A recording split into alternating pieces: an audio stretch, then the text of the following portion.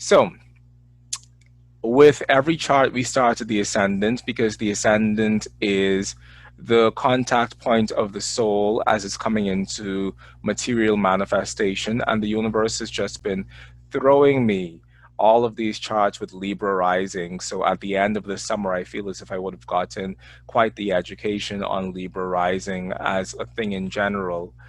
But with Libra rising in your chart and Libra being your rising sign, what this is saying is that one, you are a cardinal air sign ruled by Venus in terms of the ascendant. And what that means being an air sign is that creating connections, points of real tangible connections with others around you is a very important part of your life. And it's a very important part of how you operate within the world, and you want to create connections. Basically, that's the whole Libra claim to fame. Connect me with other people. Let me be involved with others. Let me have relationships with others is a very Libran sort of thing.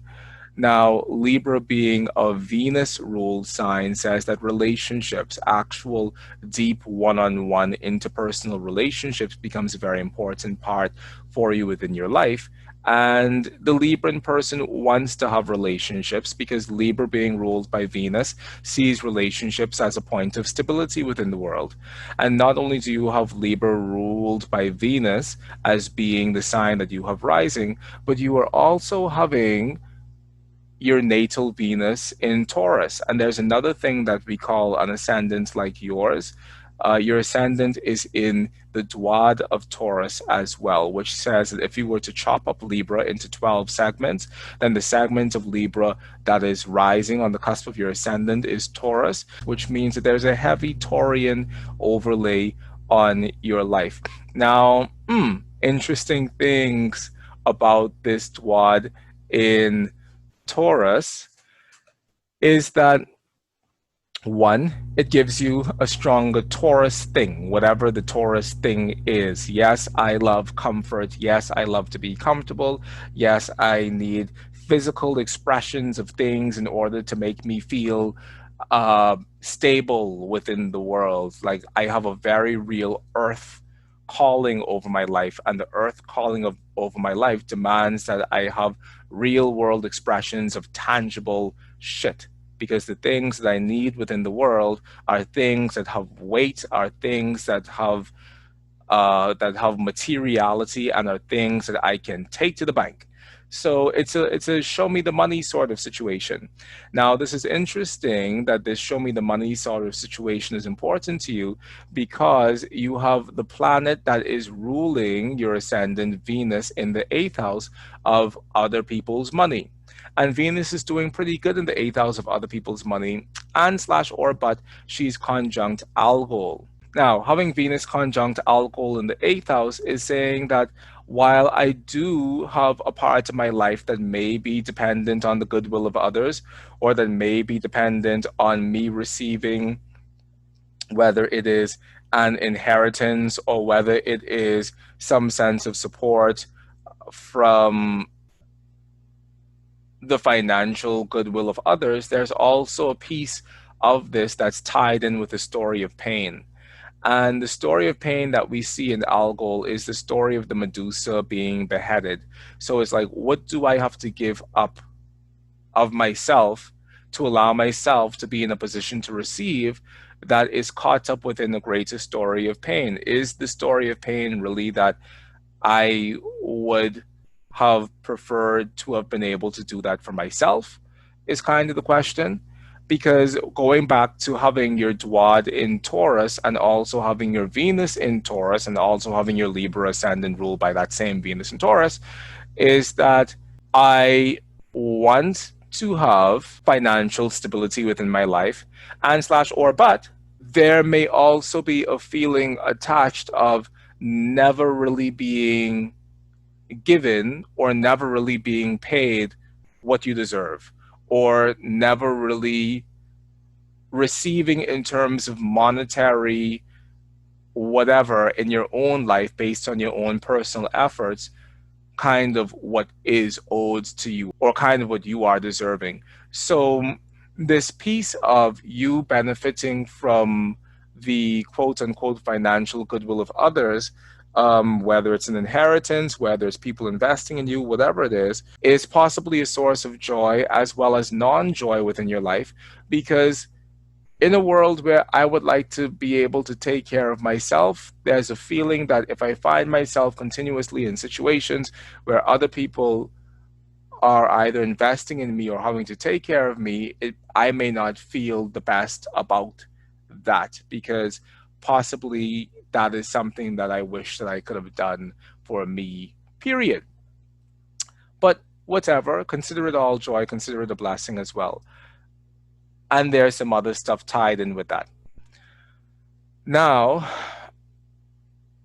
continuing this, the Venus ruling the Libra ascendant is very wonderful at mediating and standing in the middle for people and standing in the gap for people and helping people through their own life stuff. And so we see that the Venus can be a counselor, can be a life coach, can be anything that has to do with mediary services or standing in the in between for others. And then the Venus in Taurus piece also has this healing quality or this healing effect that is inherent to Venus herself. There's something very soothing and something very calm and something very grounded and of the earth about Venus in Taurus. And you also have your moon in Capricorn, which is another indication of something very of the earth. There's a practical end to the things that you're doing and to how you're manifesting your services within the world that don't have ambiguity attached to them at all, because having your Venus in Taurus means that you need to see tangible expressions of your stuff in the outer world. And having Moon in Capricorn says that, hey, my early life wasn't the softest, most gentlest place in the world, and a part of my early life and a part of my early childhood was rooted around these concepts of kind of being left out in the cold to a large degree. And so I don't have any of the things that make it feel as if I am going to be comfortable with the thought of security. I need to know that I'm actually secure. So it's like you people over there can power of positive thinking yourself into oblivion, but as for me and my body, I need to know that I have tangible sources of security and stability within my life, because that's just kind of how I move within the world, you see. Now, Venus as a concept and Venus in relationship to both Taurus and Libra is earthy, yes, but also artistic. Venus is also very visual. Venus is also very aesthetically pleasing. So there comes into the equation this concept of the aesthetic creation of things of beauty within the world that have a tangible effect. And once again, these things are things that have to have weight and girth and reality. So, are you a sculptor? Are you making things out of your hands, basically? Are you creating things that have a tangible sense of reality in the world as a part of what you're doing, either professionally or either as a hobby or as something that really is meaningful to you, the actual earthy creation of stuff? So, that is the Venus and Taurus piece ruling the Libra ascendant. Now, another interesting thing about the Libra ascendant is that it has the tendency of putting itself in positions of wanting relationships with the other to the point of over wanting relationships with the other to the point of putting themselves in positions that may sometimes seem as if they're not the best positions for them in order to attract the sort of relationships they want. Because a major driving factor within the life of the Libra rising, or even within the life of anyone who has a serious Venus unction over their lives is the sense of wanting to be in relation with others. There is a no matter what quality in there, like I want to be in a relationship with others no matter what. But there are some things within this chart that kind of mitigate that and pull that back. And so, no doubt, the relationship factor is important to you. You have your part of fortune in the seventh house, and having the part of fortune in the seventh house is saying that a part of what I'm hungry for within this life are relationships.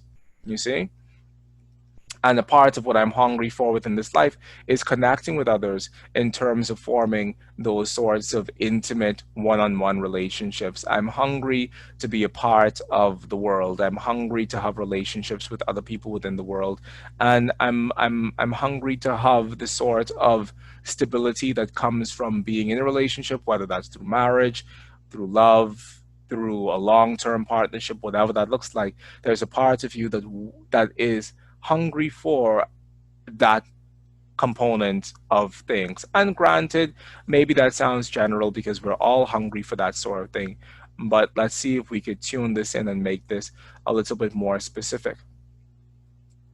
Now, the next thing that I do before I make mention of the very obvious fact that you have both Mars and the Sun squaring your ascendant, which is quite the story if ever there was one, and you have the Moon at an exact opposition with this Mars, which is also quite a story. And it seems as if the whole thing is in the T-square with your ascendant, which is also quite a story. We're not going to go there just yet, but we are going to talk about Pluto, which I think talking about the Pluto rising does inevitably bring in all of these other factors that I would have just spoken about. So 1 degree fixed, we could call this 2 degrees fixed equals 17 degrees of the mutable signs. Do you have anything in the chart at 17 mutable? And the answer to that question is no, nothing in here at 17 mutable. And then we also know that 2 degrees of fixed equals, well, not that. We know that 2 degrees of Scorpio equals 28 degrees Aquarius. Anything there at 28 Aquarius, the answer is no. And the opposite to that would be Leo, 28 Leo, and the answer is also no. So here we have Pluto kind of doing its own thing, and it's pulling in your Neptune. So you have Pluto, Neptune, and the only reason why this Pluto, Neptune is important is because you have Pluto rising. It would not be important if Pluto was not in the ascendant. So you have Pluto, Neptune. You are also having Mercury, Pluto. Okay, so we have a story. So the Pluto rising within your chart is an indication of sudden subterranean transformations rising within your life. Now, WTF does that mean, Michael? Well, thank you for asking. I'll tell you. Sudden subterranean transformations is that there are things that you're born into this world into in terms of your environment, because the ascendant is also the environment and your contact place with the world around you. There are things within the environment around you that are fundamentally destructive to a sense of establishing a chill childhood, basically, is the Pluto piece. We can't separate Pluto from its relationship to unspeakable things that happen within our lives, and we can't separate it from its relationship to trauma, and we can't separate it from its relationship to pain and loss. So when we have Pluto rising as a fundamental piece within your life, it says that something that was rising to the horizon of your consciousness coming into this world, and this may have been something that happened around the age of 19, and I say 19 because I'm thinking about how long it will essentially take this Pluto to make its way to the ascendant, and maybe that's actually incorrect, because let's see, you have you would have 17, that would be 13 plus 2. Sorry, I was incorrect. So The transformation that's indicated here may be something that would have happened around the age of 13 plus 3, 16. 16 is actually a more appropriate age for when that Pluto would have made its way to the ascendant. So, at the age of 16, was there a very plutonic event that happened within your life? And by plutonic, I mean an event where you struggled with power that was overwhelmingly greater than your own sense of personal power. And I'm not talking about the way in which every 16-year-old is rebellious. I'm talking about, was there a fundamental sense of having your personal power violated around the age of 16? Because that's essentially what Pluto does. Pluto initiates us painfully into adulthood or into womanhood by virtue of stripping away something of our personal power and replacing it with reality, or stripping away something of our previous innocence and replacing it with what may oftentimes seem like a harsh dose of reality within your life.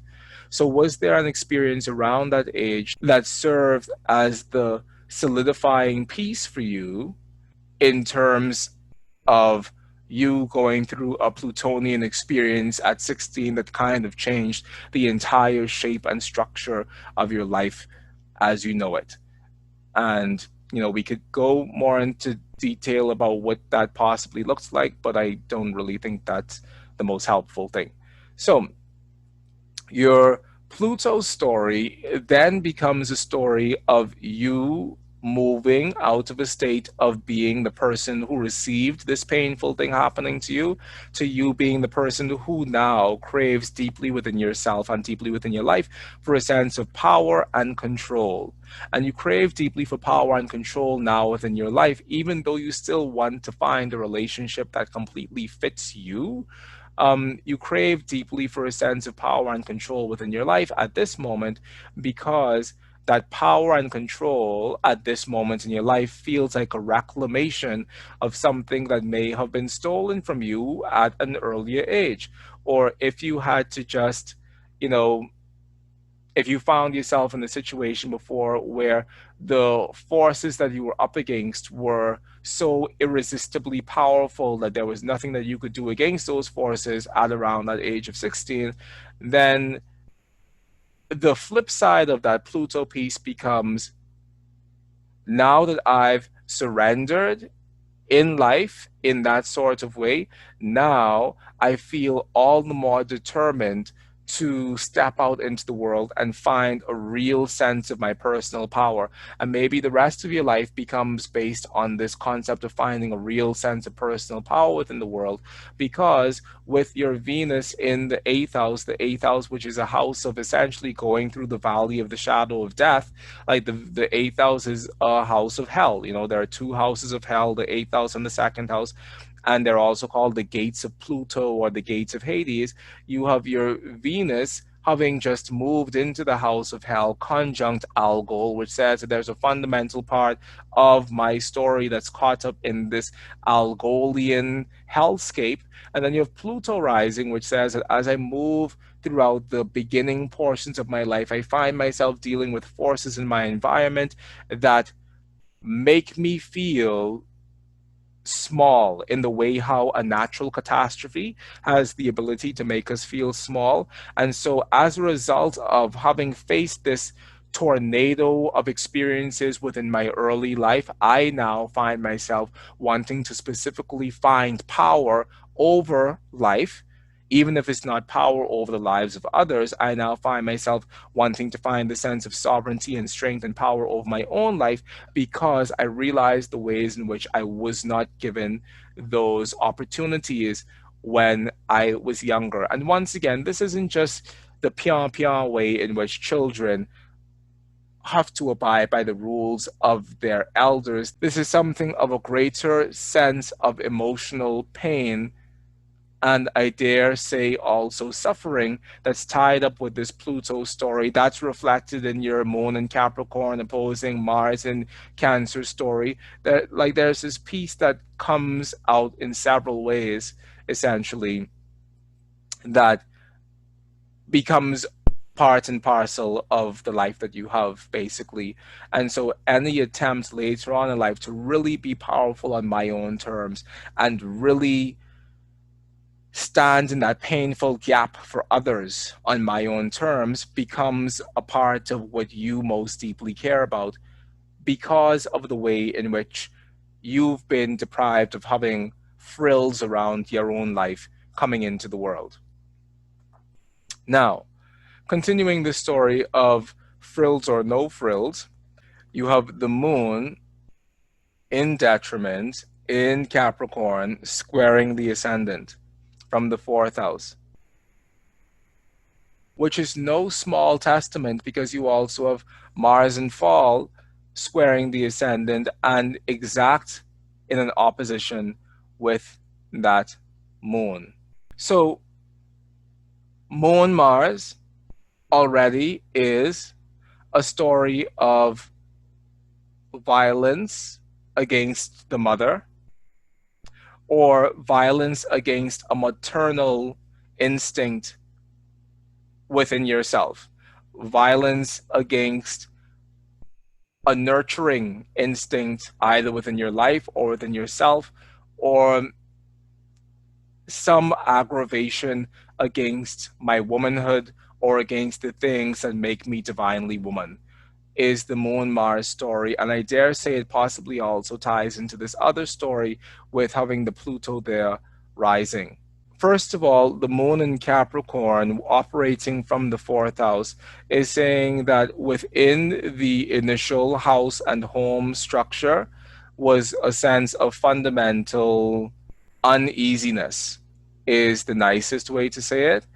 And dis-ease, in terms of like the state of not having ease. So within the home life, there's a sense of fundamental uneasiness and dis-ease because by whole sign houses, Neptune would be here in this fourth house with the moon. So it takes me back to the consultation chart earlier where we saw that you have in the consultation chart Neptune squaring the ascendant from the fourth house, which is saying that there's a storyline already in terms of confusion within the household, or there's a storyline already in terms of home being a shapeshifter beneath your feet. And by shapeshifter beneath your feet, I mean that you try to establish a sense of where you are within the world, but you find the very world beneath your feet shifting underneath you in a way that is not oftentimes comfortable. And it shifts at moments within your life where it's like, one, not only is this home environment not the most comfortable, but it also shifts in a way where I don't feel as if I have power in the shifting of it. So the Neptune moon in that fourth house by whole sign houses says that there's something about the fundamental ground beneath my feet that feels uncertain. And it also carries with it this story of feeling as if I've been left out in the cold. This may have been your relationship to your initial family and household and home. And undoubtedly, family and household and home are things very important to you because, I mean, on a very basic schmasic level, you have Sun and Mars in Cancer. I mean, and this is like the basicest of astrology is to say that Sun and Mars in Cancer means that home is very important to me, period.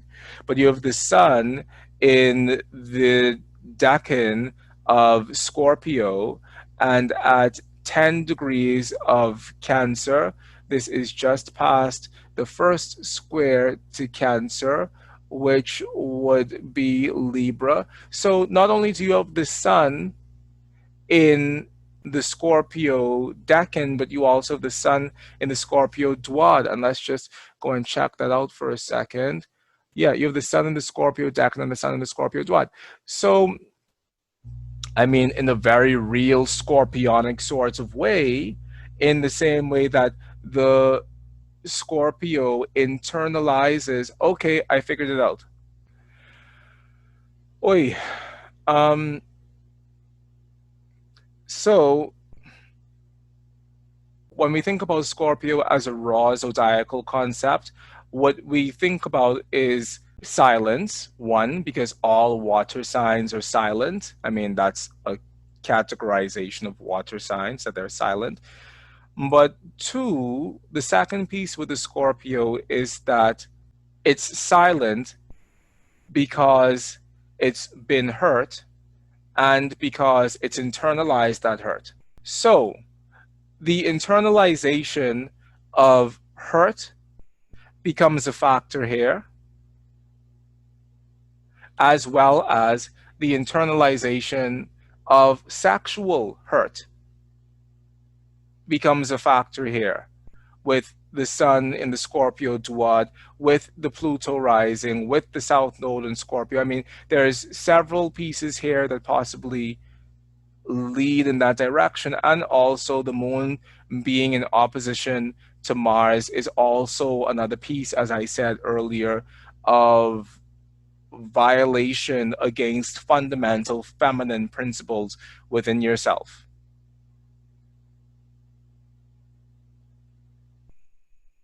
So the question, because you are having this sun also squaring the ascendant as well as at Mars, the question is, what story may be a part of this overall situation for you that includes a sense of pain in relation to sexuality, or that includes a sense of things that may be unspoken about in relation to sexuality, period. And once again, that isn't something that you have to answer right now. And truthfully, it's not even something that you have to answer at all. But that would be a very interesting piece for me with this. And I mean, the Venus conjunct Algol is no small consideration within my mind, because that Algol piece is a piece of also sorrow and healing, but sorrow and healing in relation to what part of my life? Sorrow and healing in relation to my life of love. You see, because it's Venus conjunct that Algol in the eighth house, which is already a house of anxiety.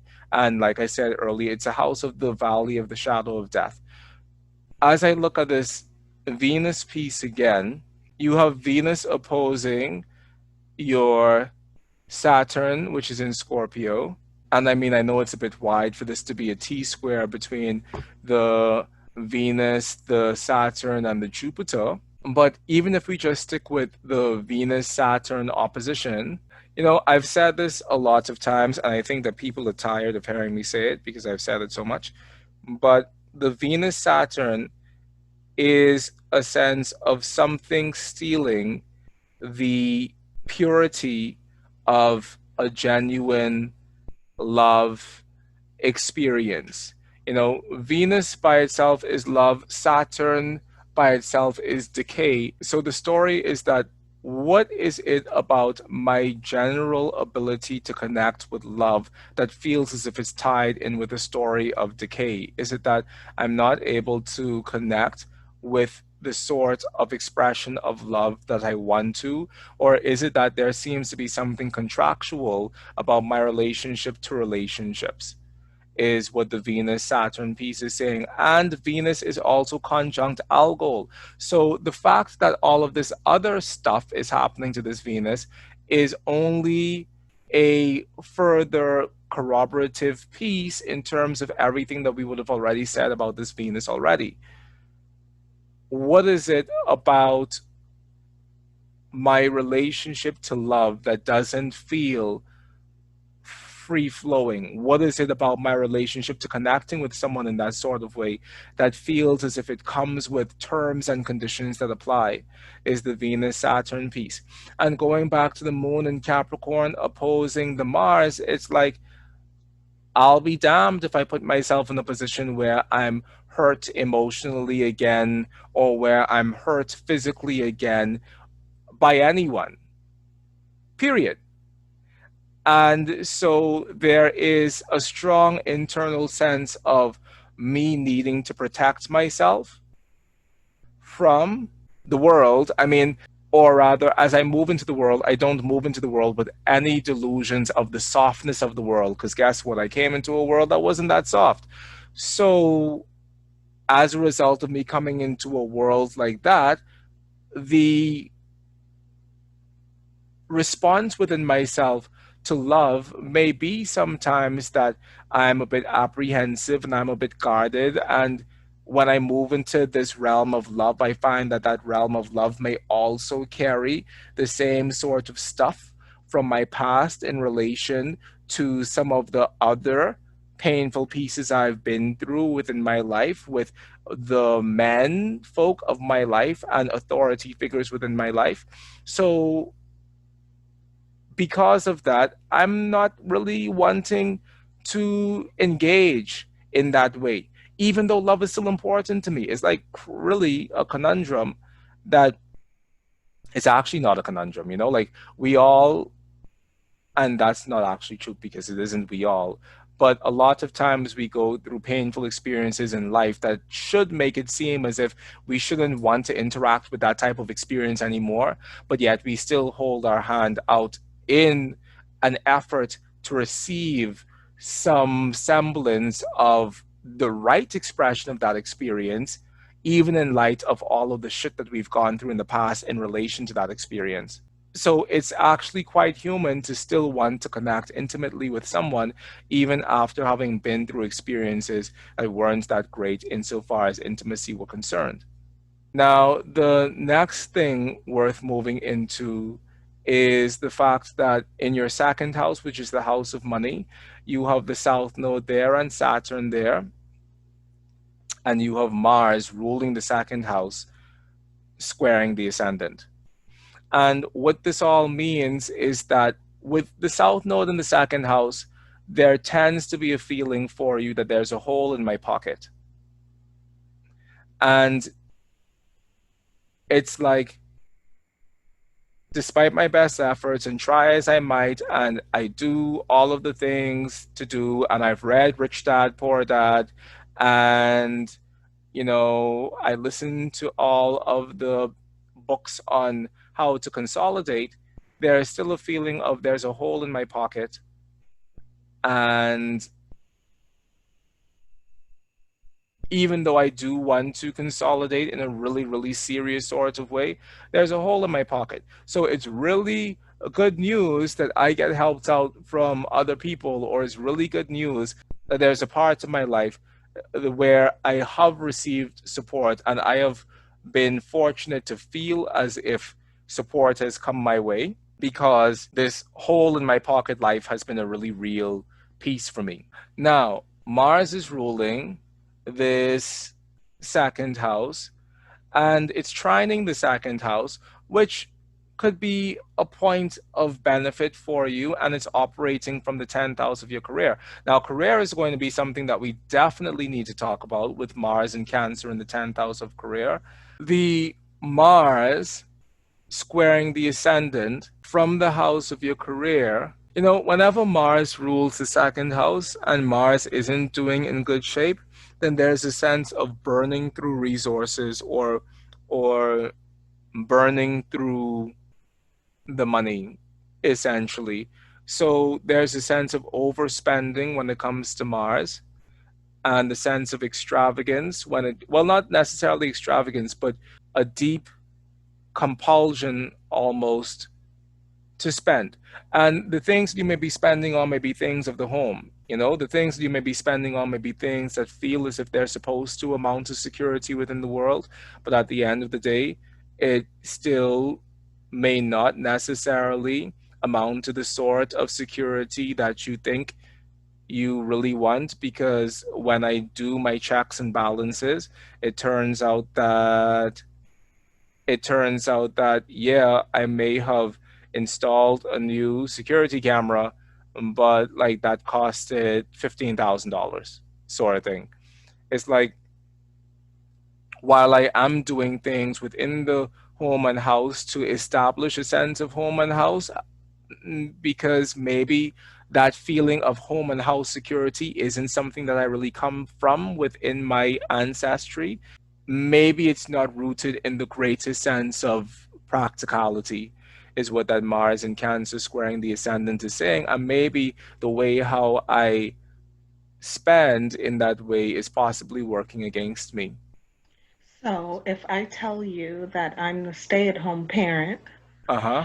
and and that the reason the expenses happen is because I'm the one at home doing the home thing and my partner is the one that goes to work and conquer the world. Mm-hmm.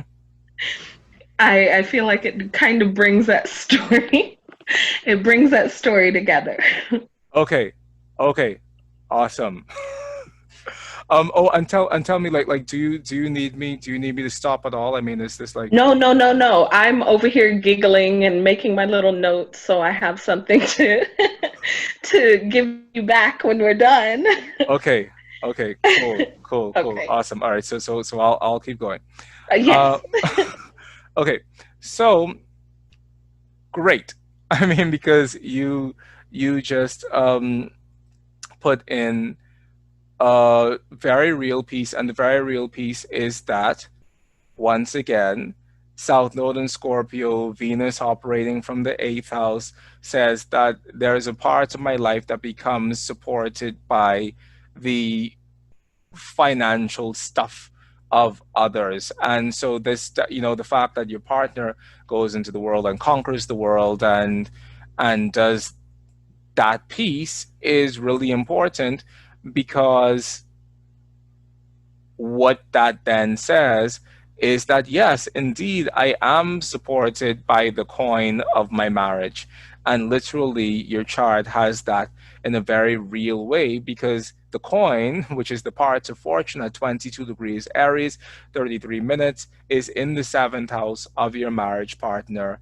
And it's the coin of your marriage. My marriage and my partnership becomes a place of financial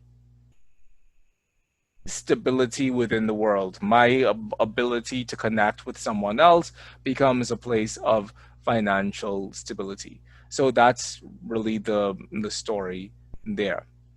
Mars squaring the ascendant has two indications, and one of those indications is that I've had antagonistic, possibly abusive sort of relationships with partners in the past that could have been a part of my story in the past, um, or whenever, because Mars is also ruling that seventh house. And then the other piece is there's another piece. Give me one tiny seconds to think about what it is. And then the other piece, it was on the tip of my tongue. It's coming back in 5, 4, 3, 2. It's gone. Anyway, You're right about the first part. okay, okay. So don't tell me anything. You're telling me stuff. It's supposed to be blind. Okay, okay, okay. I'm sorry. Yeah, don't tell me stuff, because when you tell me stuff, you give me information that yeah. Okay, so that was the first piece. Um, that I've had abusive relationships with partners in the past is Mars squaring the ascendant, because Mars is ruling that seventh house of partners.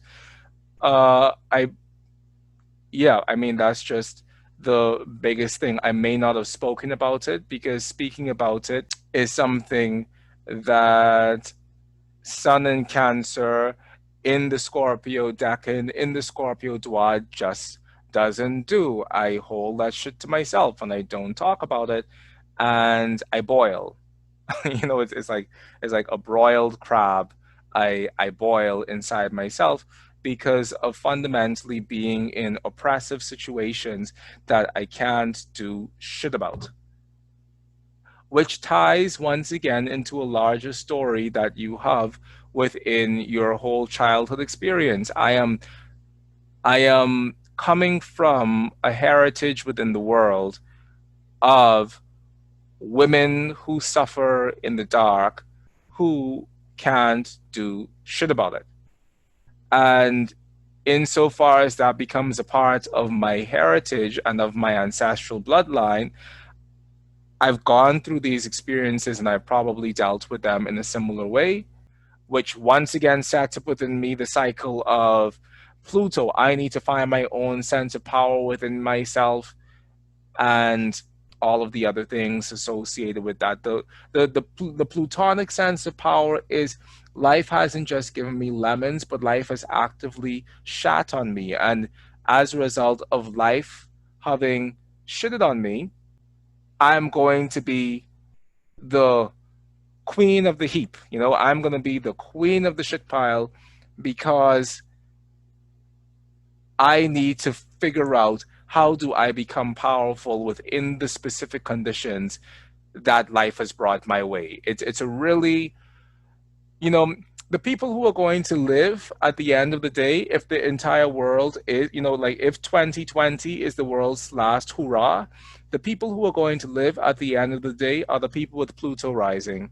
They're the people with Pluto in the ascendant. Like they're the people with Pluto squaring their sun and their moon. It's those folks that are going to live at the end of the day. Those folks and who else? And by those folks, I mean us folks, because I also have Pluto issues in my chart, but it's us and the roaches. Because the only people who survive an atomic bomb are the Pluto people and the roaches, because apparently roaches are the most resilient creatures in all of human history. And if the entire thing was to capsize, it would be the Pluto people and the roaches and the scorpions that kind of have to rebuild the world, basically.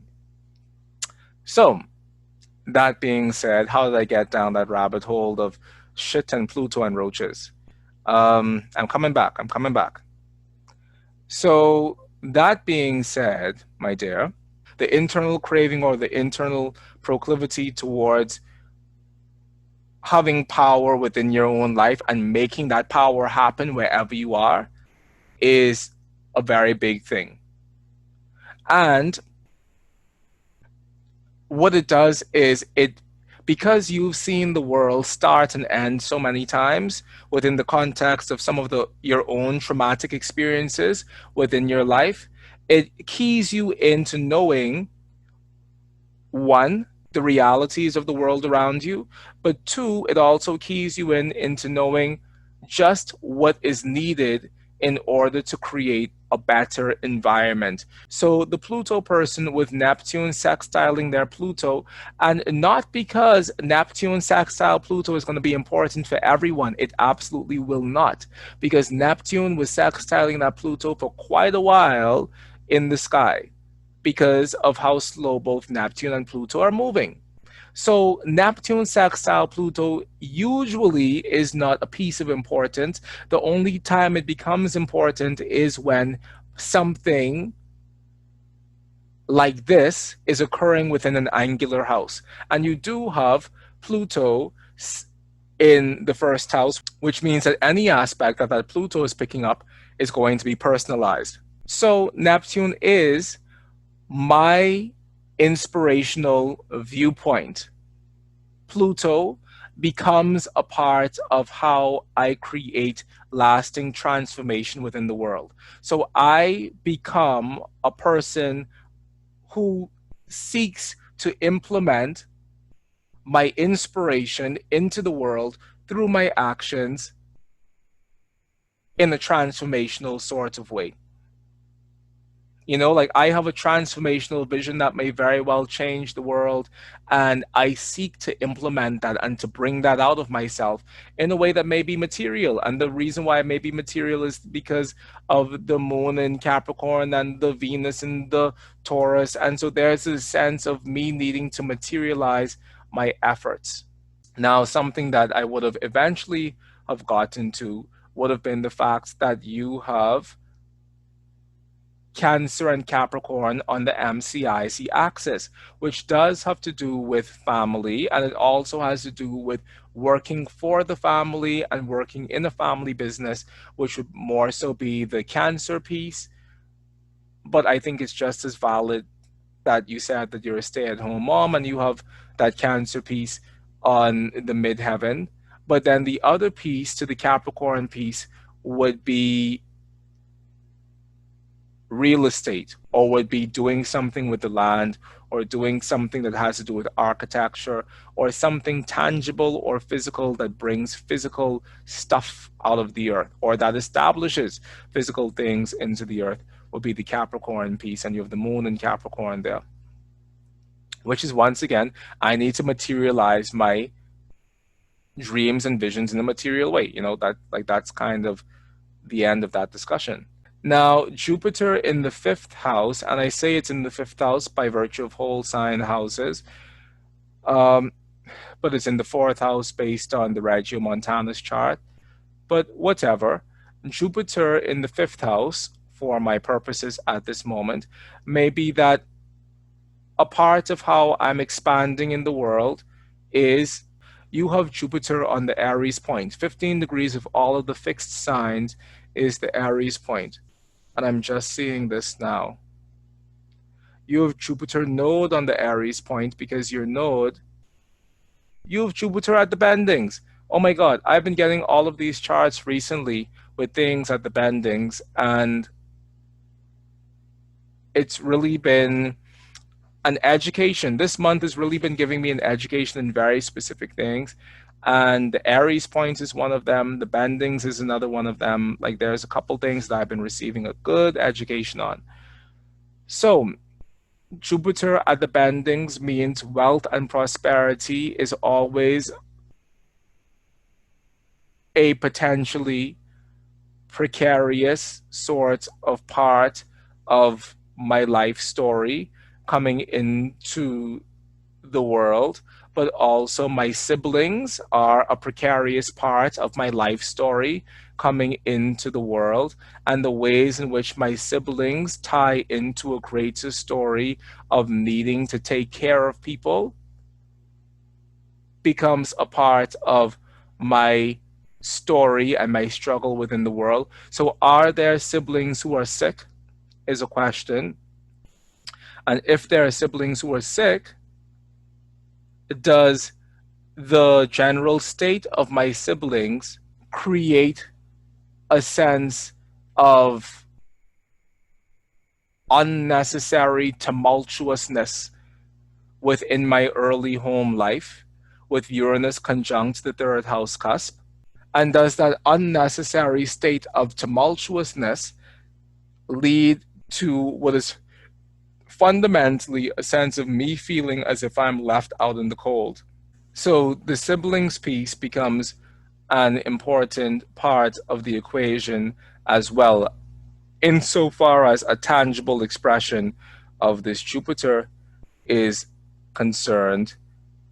And the other thing is, was there an antagonistic relationship between my siblings and dad? Like, was there a constant sense of embattlement between my siblings and my father that, pause, stick a pin. So, the overarching fact of life in relation to this chart is that there are issues with the parental situation in general, and it isn't just an issue with mom or dad, but it seems to be kind of an issue with both. Now, that being the case, the other piece that I want to say about this is dad specifically may have been a missing link within the greater unfolding of the situation. And with dad at 21 degrees Scorpio, 53 minutes retrograde, dad being Saturn, there's a sense of a fundamental sense of loss within life that surrounds my relationship with dad. And maybe it's because dad was out in the world gallivanting and doing his own sweet thing. And that further led to a sense of internal abandonment within my own personal story in relation to what I think the world should be like in relation to fathering or in relationship to men in general, and what I think the world should be like in relationship to being held and cherished by a man, which is kind of some of the things that may come up when we have this sort of situation going on with the father. And dad is in his own 11th house. And when dad is in his own 11th house, it brings up a feeling of, well, shit, dad is fulfilling his hopes and desires in the world, but those hopes and desires don't seem to have a shit to do with me. And why could I not have been a part of the fulfillment of dad's hopes and desires? And that question could be a really important one for your own exploration, but it could be one of those pivotal sort of questions that kind of just becomes the crux of your own life process, basically. Is like, why could we not have had a more amicable relational situation that turned out better, and why does there seem to be a sense of antagonism and internal strife, not only in terms of my siblings and how they tie into the greater parental story, which may possibly be more active.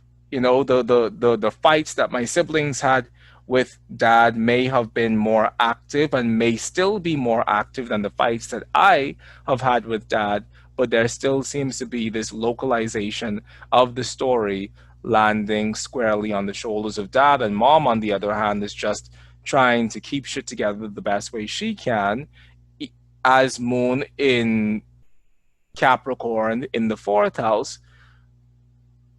But at the same time, she too is negatively influenced by the overall shit shape of dad within the overall telling of this story.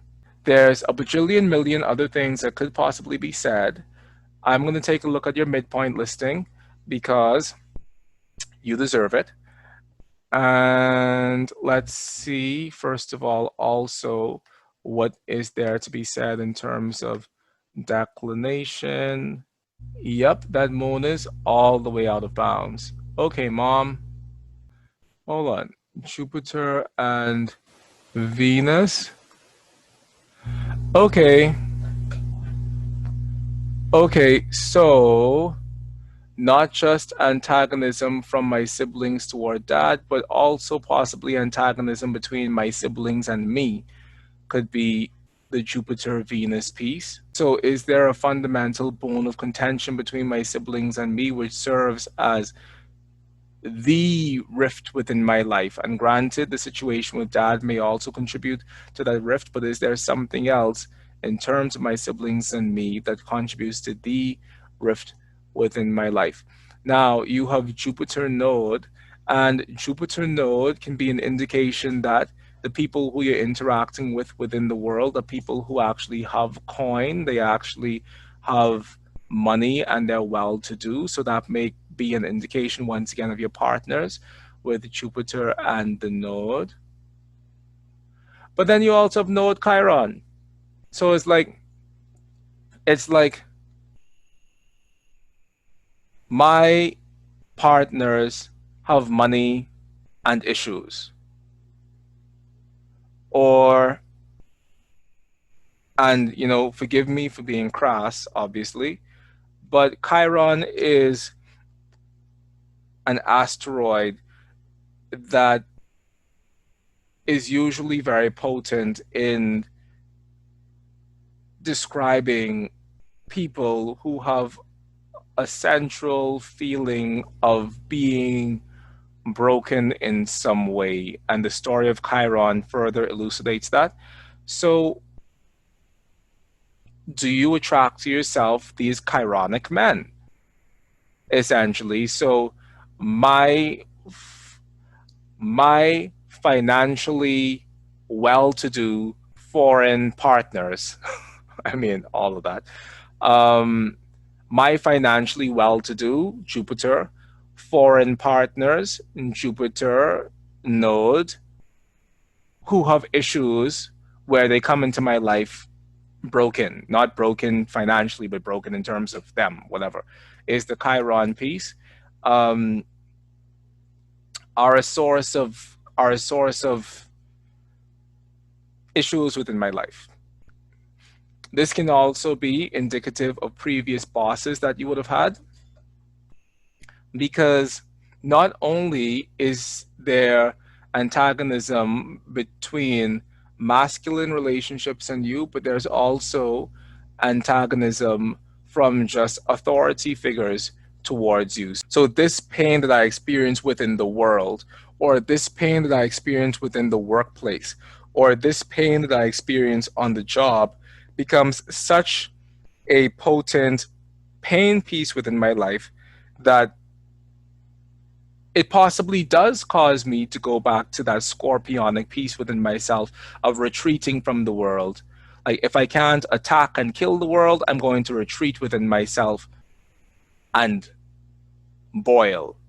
But hopefully, a part of your retreat in yourself isn't just this boiling, and it isn't just this scorpionic grudge holding, and it isn't just this scorpionic drowning in a torrential waterfall of negative emotion because of past hurts. Hopefully, this retreating into your cave is a retreating into spaces of healing within your life. Now, other things that we see going on here are you have Mercury MC. I'm smart and I know it.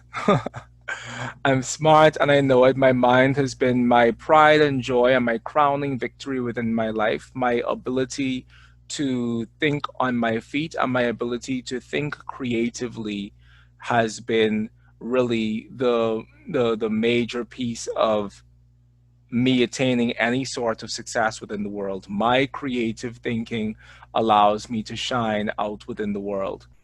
Mercury is also the ruler of your 12th house. Mercury ruling the 12th house says that hidden enemies on the workplace. Mercury, as ruler of the 12th house, terrestrially placed within the 10th house, says that hidden enemies within the workplace end up being antagonistic towards me and end up, oh, Lordy Miss Glordy. Mercury in this chart is squaring that Pluto. So this story within your life of having the people who talk behind your back, or the story within your life of being prejudiced by people from behind the scenes, becomes a part of the subterranean drama of power versus powerlessness within your own life. Because it's like, it'd be good if I knew who the hell was doing the talking behind my back. Like, it would be good if I knew that aspect of things. But the Mercury squaring the Pluto, ruling the 12th house, may say that it may not be that obvious, but you definitely know, or you definitely feel that in some way within the work environment, there have been slights and things specifically done against you, with Mercury being here in the 10th. Now, that's the Mercury piece. Mercury MC, my brains make a way for me within the world. I mean, that's just what Mercury MC is. You're brilliant and creatively so, because the MC is also with Neptune. I'm brilliant and creatively so, and I know that my brains create spaces for me within the world. But the other thing with MC, contra parallel the Neptune, is that there's something within my work environment that gets washed away. Or possibly because of all of the factors that we've already spoken about within the work environment, I realize that I am disillusioned with the work environment, and no thank you. Now let's wrap this up by just taking a quick look at your midpoint listing. And I shouldn't say a quick look at your midpoint listing because there is no quick look at the midpoint listing.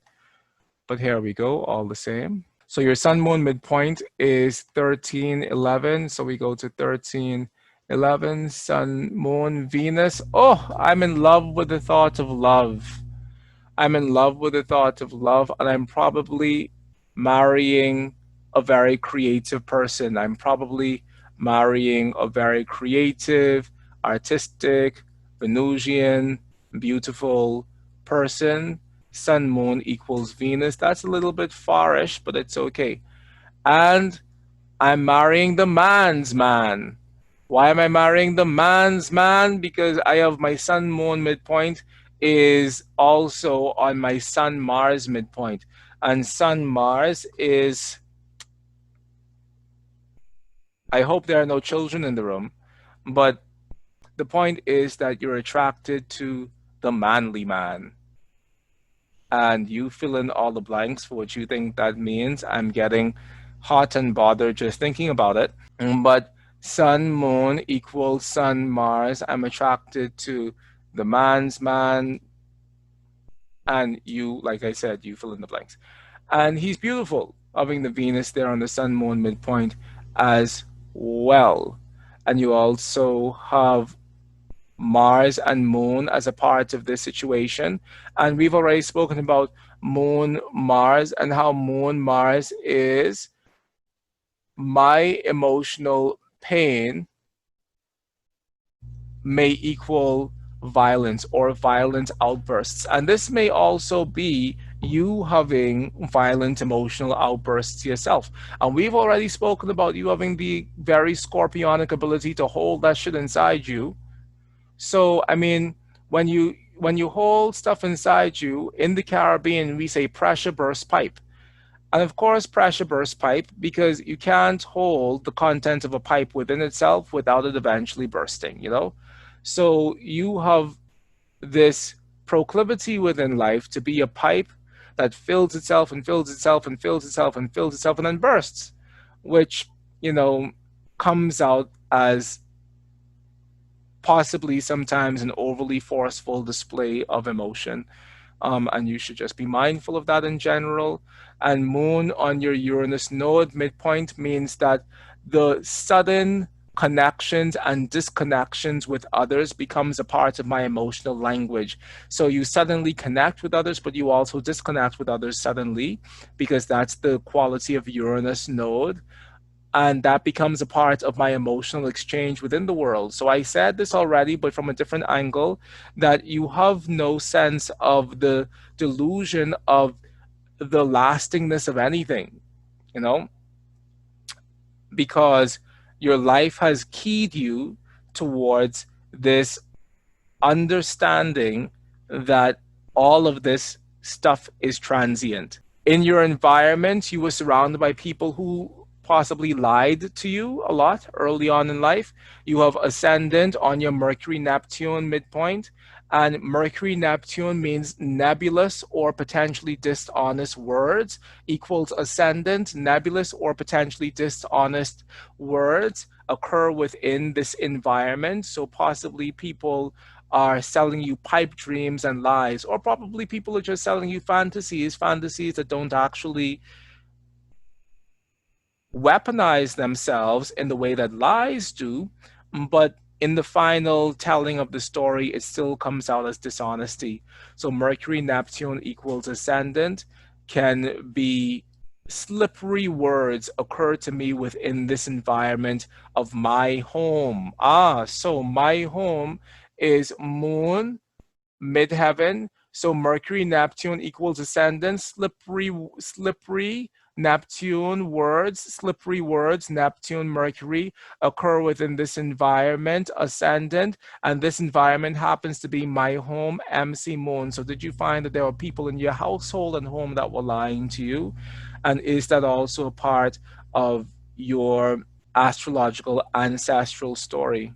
The next thing I want to do is 22 and a half. 22 and a half. It should still be 1311. 1311 on the 22 and a half. Chiron, Aries. So pain within the world becomes a part of my own personal story. And when pain within the world becomes a part of your personal story, do you take that and do you make something constructive out of that for the world, or do you just hold that within yourself and just sulk about it? What do you do with that pain within the world? Mercury. I am living through my Mercury. My Mercury becomes a very important part of me. My ability to communicate becomes an important part of me. Now, you may not be communicating about the things that really hurt you, because Mercury likes to keep things on the surface. And then there are other aspects of your astrological situation that would rather not talk about the deep stuff. Even though you feel the deep stuff very deeply, there are other aspects of your situation that would rather just talk about things on the surface. So the Mercury may not necessarily be talking about things deeply, but the Mercury is at least communicative, it's intelligent, it's smart. So, I or have I made a career within the world previously that was in a very intellectual sort of environment, or that was based primarily on my intellect? And, that might be vague, because you could say, well, every career is based on my intellect or my environment, but that's the best I have at this moment. Mercury, Venus. I into poetry and writing poetry, and is that a very big part of myself? Creative writing, artistic writing, beautiful words. How do those tie into what I'm doing within the world, and how do those tie into what I like within the world? Now, I have a friend who would purely read that as having to do with your husband, and who am I to dispute with anyone about anything who's been doing astrology longer than I've been born? So, is it that your husband is a poet and your husband is an artist, and these are things that are important to him? That can also be a question. Let's take this bad boy down one more step. 5.625 there. And we have to find it now because it's shifted 156. So we have 156. Neptune node Uranus, Saturn, ascendant, Neptune. Okay, we're gonna have to go into this. I hope you have the wherewithal for me, but here we go. Sun Moon equals Neptune means that some of those lies that I thought were lies occurring within my environment and within my home were actually lies occurring within my relationships. And so, while yes, I may have gotten involved in relationships with people who are artistic and all of that beautiful stuff that we can say about that, I may have also gotten involved in relationships that led to a deep sense of discontentment and internal unrest within myself. Sun Moon equals Neptune. And those people may be a little bit nebulous. They may not necessarily be the most honest people in the world.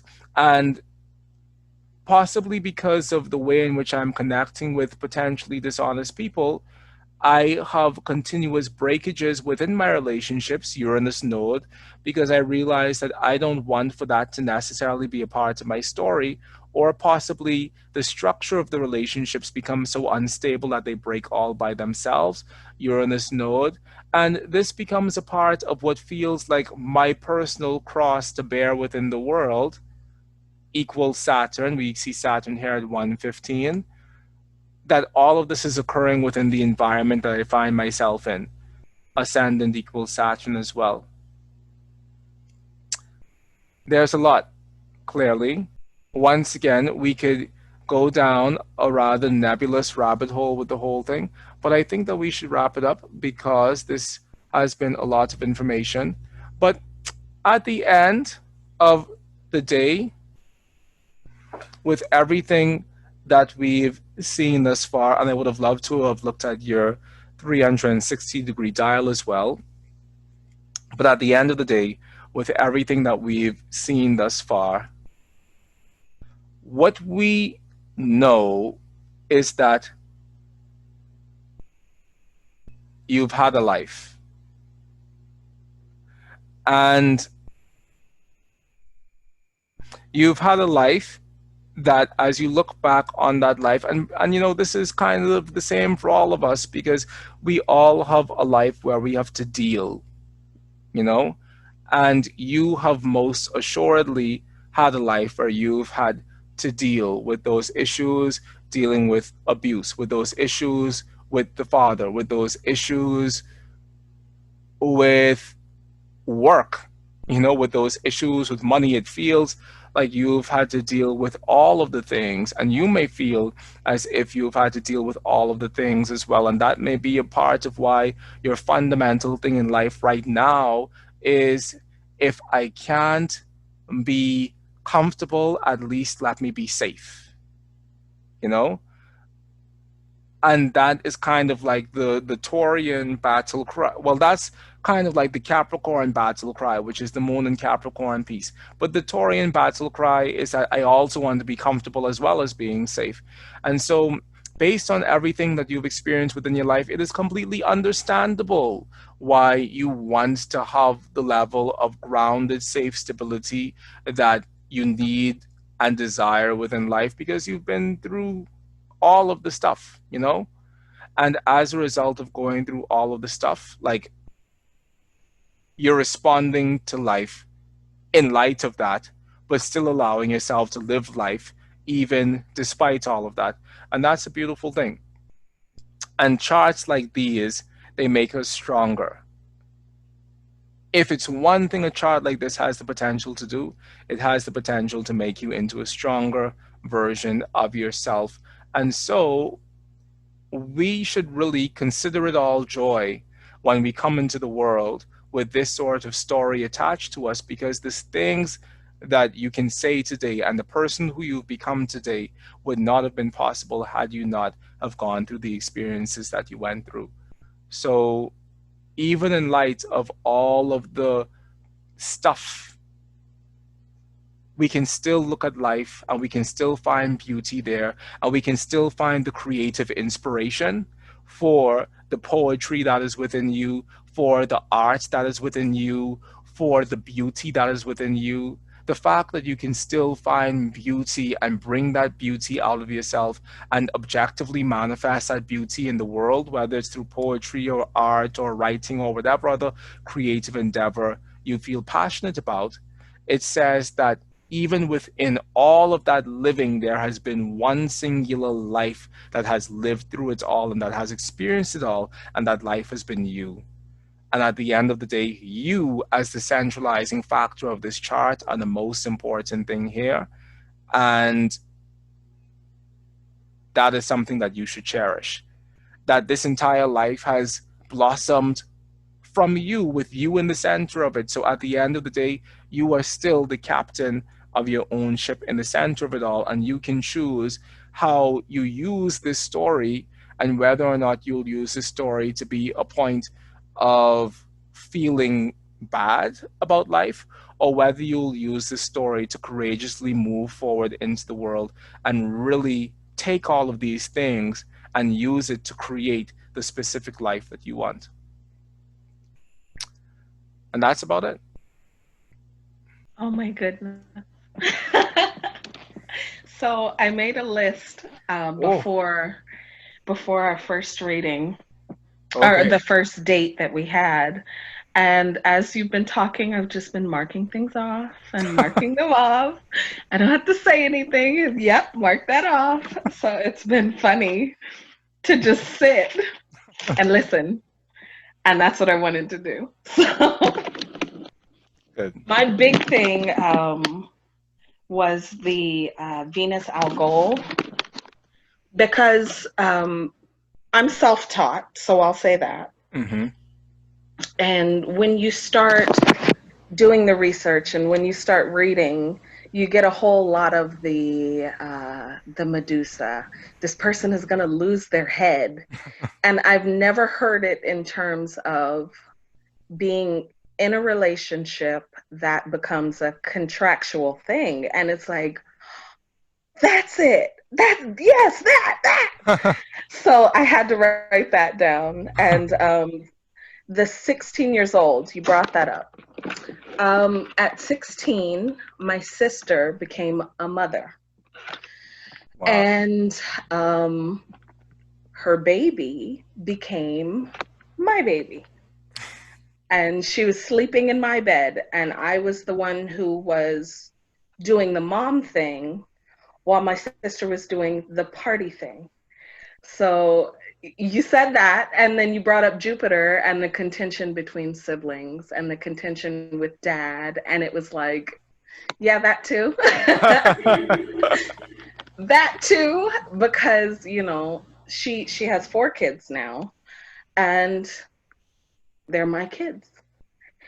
And when they need something, or when we're going on vacation, or when they need support, they come to my family and not so much to their mom. And it's one of those things that it's like, oh, okay, that hammers that motherhood thing again.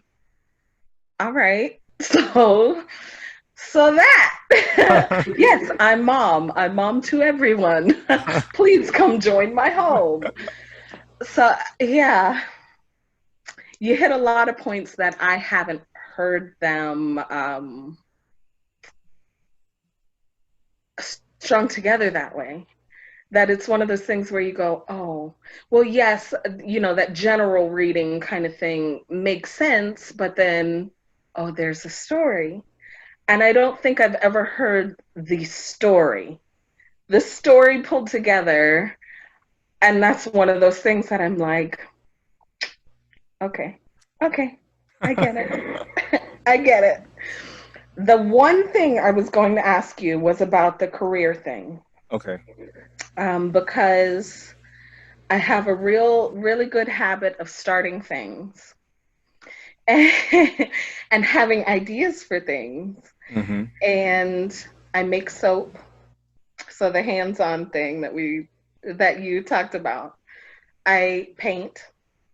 I am a writer. I have so many little blurbs of things, and then it comes to sitting down and putting them together or getting the business started. And I'm like, yeah, let's find something else to do. Mm-hmm. That distraction. So that was kind of what I wanted to ask. Grounding down and pushing through a thing. Where would I find that in my chart? Mm. um, Finding a way to not just come up with the ideas, but put it into uh, to have my little creative babies. If Mm-hmm. we're talking in that motherhood thing for me, Yeah. that's what I need to find. My youngest just went to school. She started school last year. Mm-hmm. So when, I say I was 16, I became a mom, not to my own children, but that's when my motherhood journey started. And last year it ended, and it became kind of this tailspin of depression and trying to find myself again in that. And again, it's that thing where you go, okay, there's something there, but what do I do with that? Yeah. I'm a mom, and that's all I've ever been Mm-hmm. since I was 16. And I'm turning 35. What what's next? So that's been the big thing that yeah, that I'm trying to address now. Mm-hmm. Let me see. I think that was most of what I wrote down. But yes, that you got me. You got me. Okay, so tell me about relationships, because I did say some very specific things about you and relationships, and how abuse essentially may have been a part of that story. Do you mind sharing that? No, no. My parents, my dad was, when I was very young, was an addict. Um, both of my parents were military. He was dishonorably discharged, obviously. So my mom had to pull all of the weight for us, for him in the military. And So relationships are complicated. Yeah. And oh, actually, I did write that down. Chironic people, not just men, but I think all the best friends that I've had my entire life have been people that have been like the broken dolls. And I say that with a laugh, but it really is like, oh no, just come join our family. Just come on. It doesn't matter. Um, we know that you're broken. I may not be able to fix you, but at least you can be comfortable. So it's one of those things where the brokenness, I think I see that in people. And for me, it's very important to not, it's not about pointing it out, but saying that yes, people have that flaw, but they're still a whole person and they're still welcome and they're still important. And that does cause trouble as well. Mm. But the contention with the sister, the contention with dad, um, there was a abuse with my sister. There was abuse from my dad to my mom. And my mom, when they divorced, it was very much put your head down and get to work, make it work. And that was kind of what I learned. Put your head down. The drama doesn't matter. Put your head down and work. And it was very much that with my sister. Whenever there's an issue with dad, I kind of get drawn into that. Whenever there's an issue with mom, I get pulled in to, play mediator. And it's one of those things where now I'm like, don't call me. I don't care if you guys are fighting, have it out. I'll talk to you, when we don't have to discuss that. Yeah. But I have a very close relationship with my mother, not so much with my sister, not so much with dad. Dad is in California with his own family, doing his own thing. And that, I wrote that down as well. We're the Black daughters. My dad is very fair skinned and married a white woman. And they have mixed children. Mm-hmm. So, when we would go visit, when we do have the family events, these are our Black daughters. And to be pushed out of the family that way, or to be made the Black children, and not racially, but just in general, when you feel like you're that Black hole in the family, it's very much like, so why would I be here? Yeah. Why would I come around when that's the introduction and that's the interpretation? I don't have anything to do with that. And it does, that whole men relationship with me is very much that way. I will very easily cut somebody off and just say, okay, if that's what we're doing, I can go my way and you just enjoy that. And Teach me. you know what? I wrote that down actually. Notes that the Cap Moon is like that anchor in my chart. Because if I didn't have that with the Cancer Mars, with the Cancer Sun, with everything squaring my ascendant, I would be that very angry person. So that Cap Moon kind of like holds it down and says, don't cuss everybody out. Write it down. Bottle it, whatever it takes. Mm-hmm. Don't go do that thing. And then, that brings in the sister again. She's like, have you seen Key and Peele? Obama's Yeah. his anger interpreter? That's my sister. So when I get angry, I'm like, let me tell you what happened. And she's like, you know what? We should set their house on fire. And I'm like, wait. I don't do jail. Yeah. So let's pull that back. Yeah. It's easier to just, cut that whole thing out and let's not pretend that it didn't exist. I still feel it very deeply, but it's one of those things where it's like, I would rather go take a shower and cry and cut everything off than be vulnerable to somebody who I know will take this thing and hurt me with it. Mm-hmm. That's probably the dad thing too. I'm not going to keep being vulnerable to a person who I know is going to take that and run. Yeah. There's no reason for it to me. It's weird. It's funny being a Capricorn moon, Cancer sun, because I'm like, no, I'm still very emotional, but pull it together. Get your life together. Yeah. So that's one of those things that it's like, I want to teach people that. I would love to be able to say, no, just cut it off. But I don't even do it myself. Yeah. Spiritually and emotionally, I'm still very open. Mm-hmm. But mentally, I'll shut it down. What do we call it? In my house, in our family, we call it going into screensaver mode.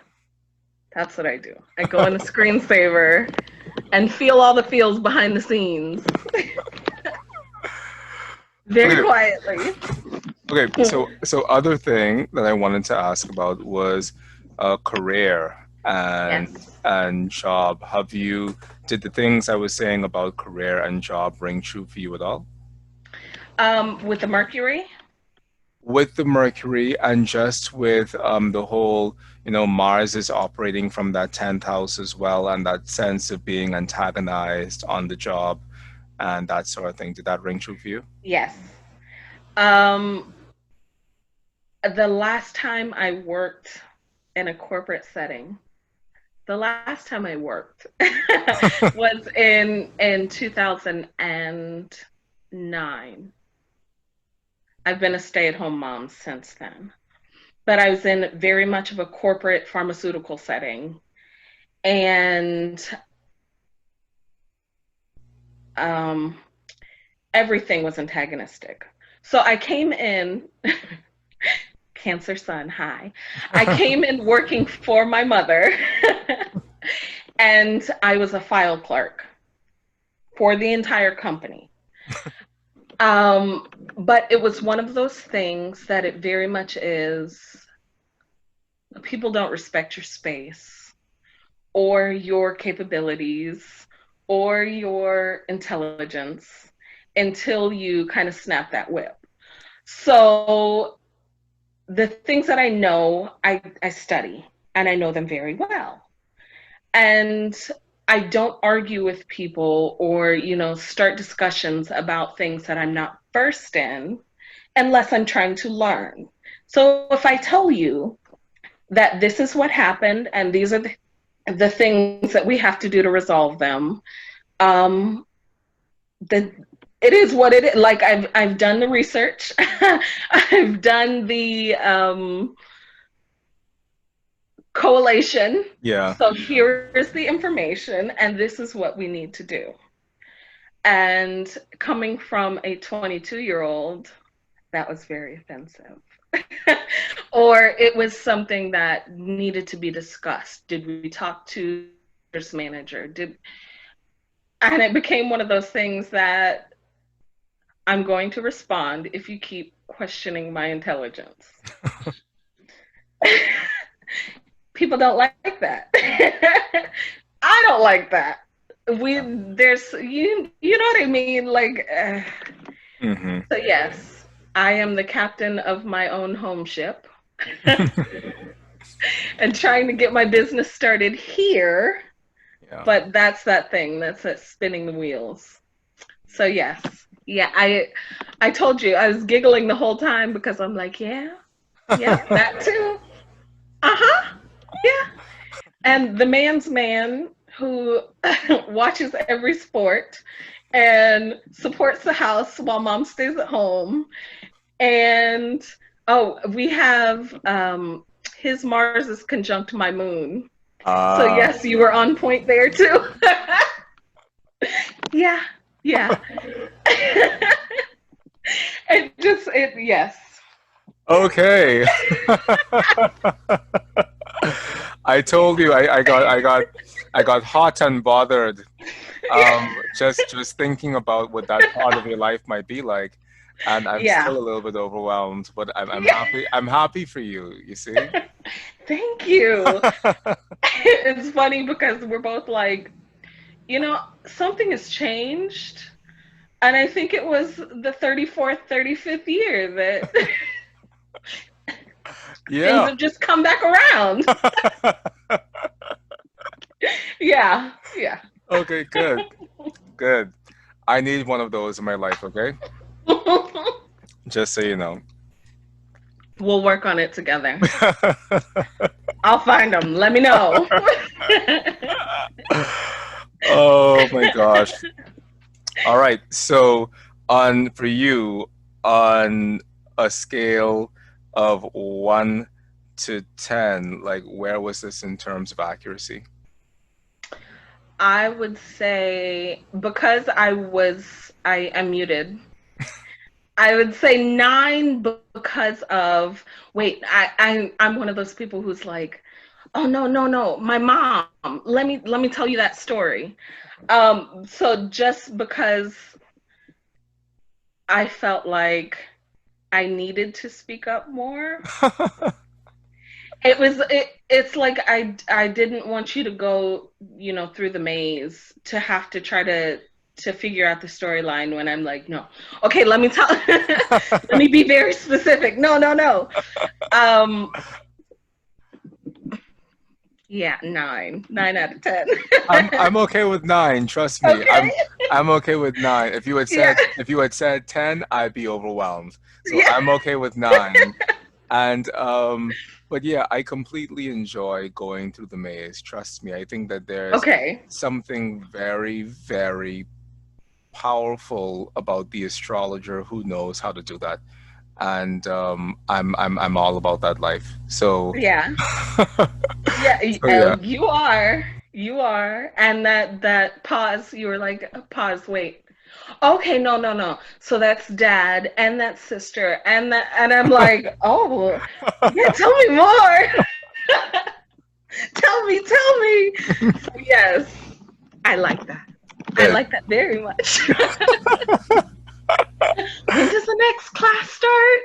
Nick, I need some money so I can go to this class.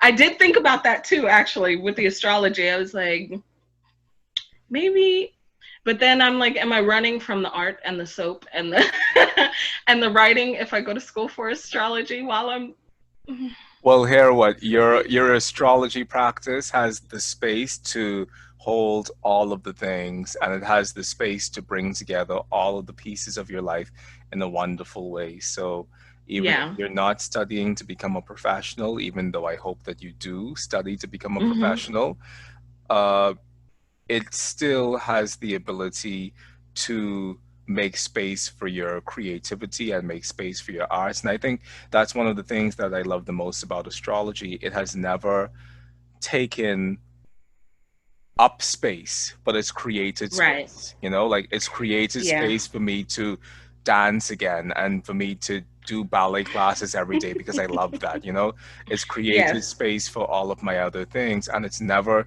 taken up space in a way that I've been uncomfortable with. Okay. It's funny that you say that because it's very much the same thing. And I realize we'll talk about that in a second. The that plutonic story that keeps coming up when you finally recognize that, oh, I'm going through where's the moon? I do that first. Is the moon void? Because I'm feeling very emotional. And almost every time it is. Yeah.